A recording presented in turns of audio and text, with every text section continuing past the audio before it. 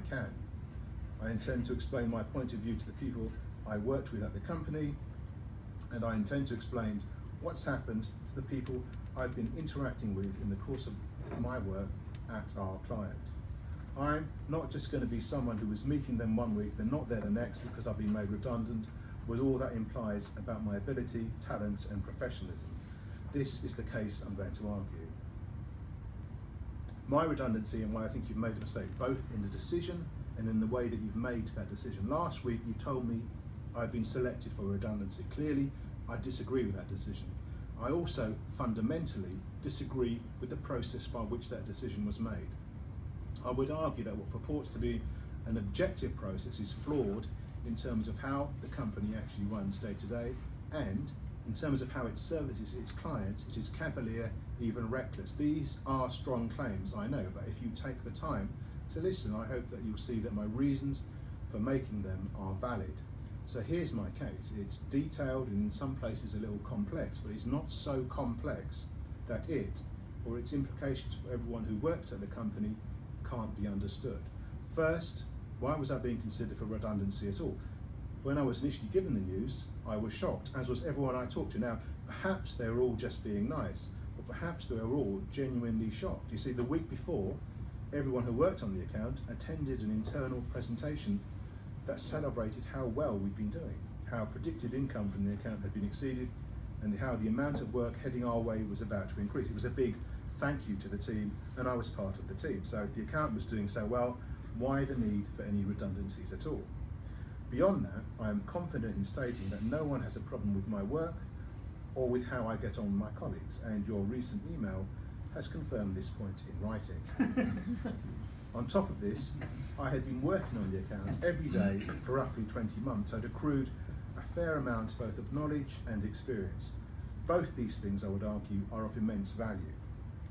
Anyway, I raised many of these points in the second meeting I had about my redundancy. The response I got in a nutshell was that once a decision has been made to make people redundant, then everyone doing a similar job in the company had to be considered regardless of what accounts they worked on.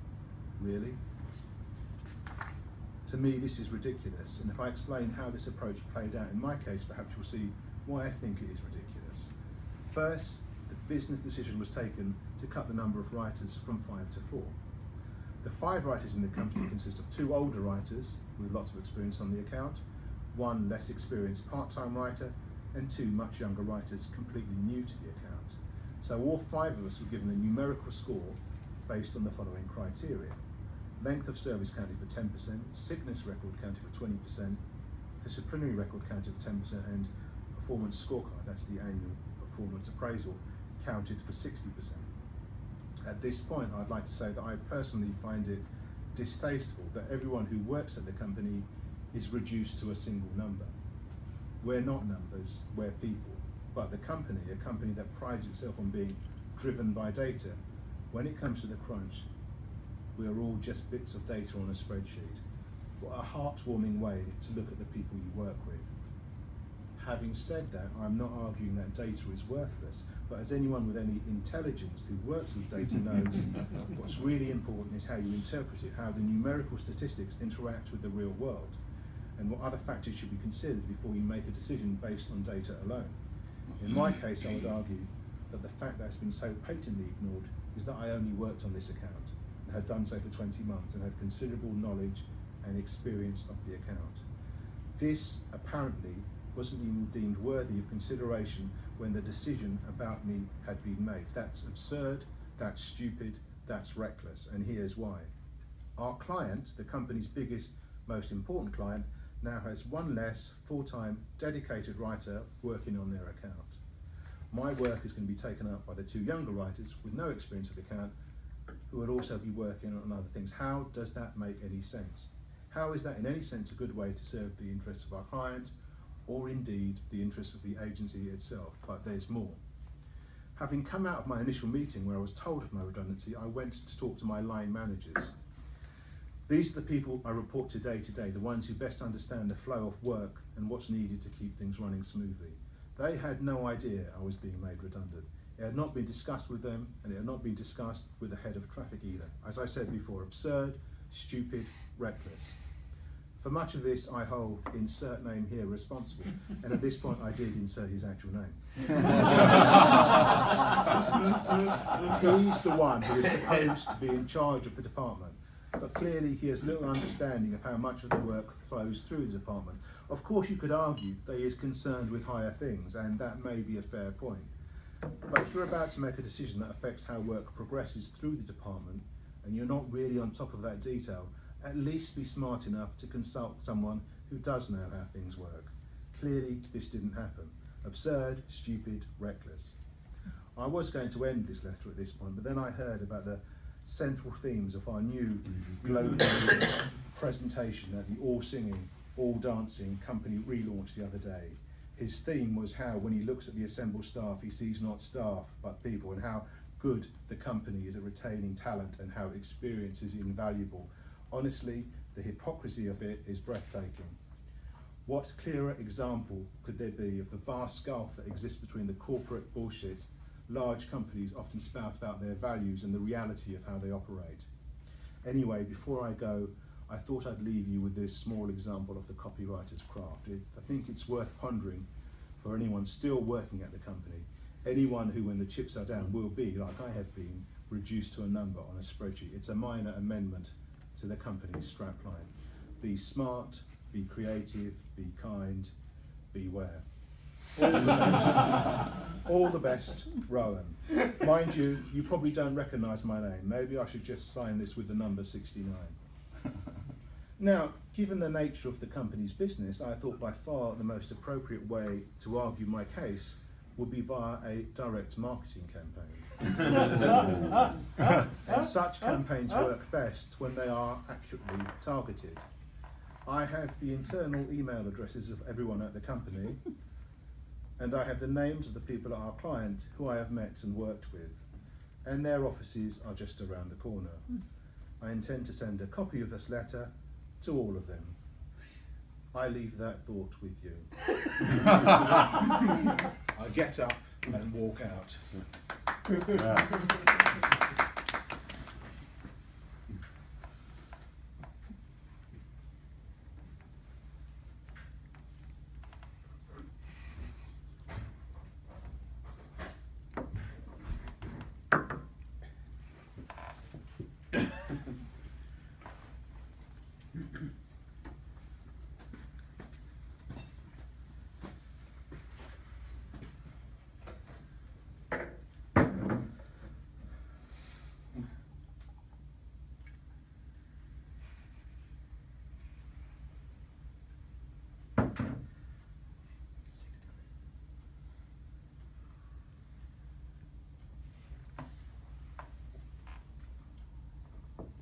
Feels good. Feels really good. Feels so good, I don't care what happens next. Even if all I get out of it is this moment, you know what? It was worth it. The barracks are burning.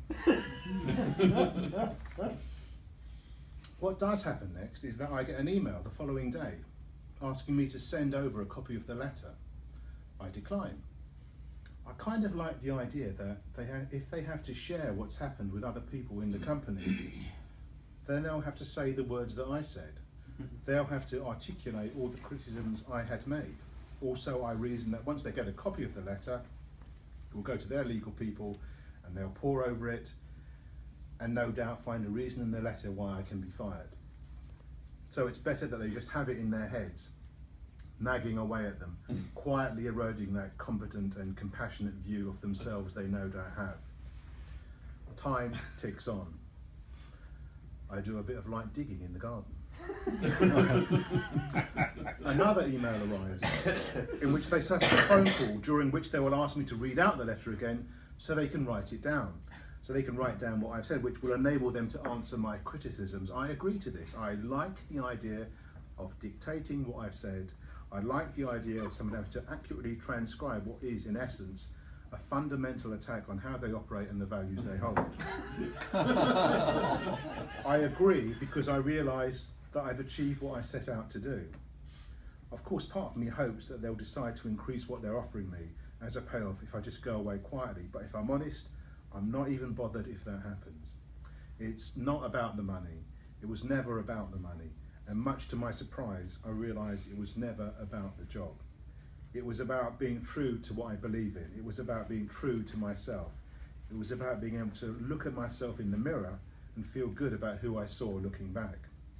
And maybe this is the South London boy in me, it was about going down fighting. The phone call was set for the Thursday just before the long Easter weekend. And that's when things turned decidedly odd. It's 10:30 and the phone rings. I answer the phone. Hello? Yes, it is. Well, what kind of developments? Charlie's resigned. Charlie was one of the other writers. Right, wait. So, because Charlie's resigned, you don't have to lose another writer. So you don't need to make me redundant, and you want me to come into work on Tuesday as normal. Honestly, you couldn't make it up. Take two. What other thing? I have to go into a disciplinary hearing. Somewhere an alarm bell starts to ring. Oh, so what could be the outcome of the disciplinary hearing? Dismissed. And who's in this disciplinary hearing? Just the two of you, the two people I criticised. Kafkaesque was a word that came to me. As did the slightly less literary expression, WTF. There was a pause for quite a long while before they spoke again, and thankfully at that point they saw sense. They agreed that there should be someone else in the disciplinary hearing as well as themselves. I paused for quite a long while before I spoke again. I agreed to go in on the Tuesday. I hang up. For 10 minutes I thought, oh my God, they've backed down, I've actually won. Then for the next 10 minutes I thought, no, this is some kind of trap. And then I thought, they haven't backed down. If Charlie hadn't resigned, they wouldn't have changed their position. None of this was due to the arguments I had made. They were working through their system, the circumstances had changed, and now their system said they didn't need to make me redundant. The only thing they'd made a decision about was the disciplinary hearing. So once I'd figured all this out, it was clear what I'd do. I'd go into the office on Tuesday, work the morning, talk to everyone to let them know that I wasn't being made redundant, go out for lunch with 6 Degrees Simon, The Finch and Julie, come back late and resign in the afternoon. And that's exactly what I did. Walking back into the office that Tuesday morning felt good, explaining to the bemused faces of my colleagues that I'd stood my ground and now I wasn't being made redundant, that felt good too. Also, it was really rather funny that my return came the day after the Easter weekend. I mean, what better time to come back in the day? So I worked the morning, talked to as many people as I could, went out to lunch, came back to the office, resigned. When I told insert name here that I was resigning, I think he was more relieved than anything. I suppose for me, in the end, it came down to the fact that I had got myself back to a position where I could walk out the front door rather than slip shamefaced through the back door. I didn't want to work for a company where experience counted for nothing. I didn't want to work for a company that was being run by people I didn't respect. And I didn't want to work for a company that ultimately reduced people to numbers. And anyway, in meeting 3, I'd burned too many bridges to think that returning to the company to work again could be anything other than awkward and uncomfortable. But I suppose I had concluded that if the bridges don't take you anywhere you want to be, maybe it's time to get the matches out. While there was some kind of vindication and victory in walking out on my own terms, I can't pretend that there weren't regrets, and all the regrets centred on the people that I would no longer be in daily contact with. So from now on, I wouldn't know what the temperature of the water in the water cooler was.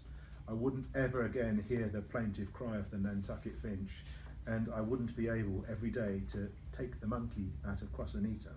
And those were the things that made going into work worthwhile. Oh yes, we all said the words we always say in these circumstances. We all said we'd stay in touch, and no doubt we all meant it, because in reality, meaning it was all we would ever have. We will be together again, but we will never be together again in the way that we once were. that moment has passed, and that is a sadness. Oh, and the company tried one last bit of